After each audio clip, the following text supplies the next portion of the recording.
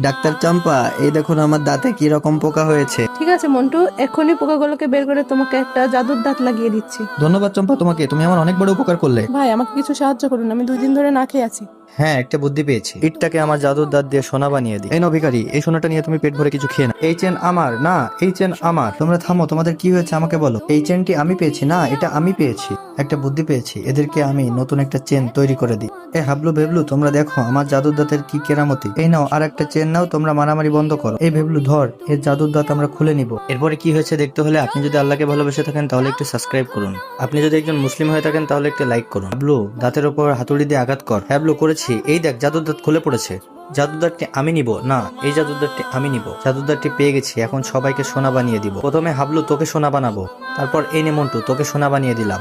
আয় হায়, আমার মন্টুকে এভাবে কে সোনা বানিয়ে দিল? আমি এক্ষুনি আমার মন্টুকে ঠিক করে দিচ্ছি। আমি ঠিক হয়ে গেছি চম্পা, এক্ষুনি এই শয়তানটাকে আমি উচিত শিক্ষা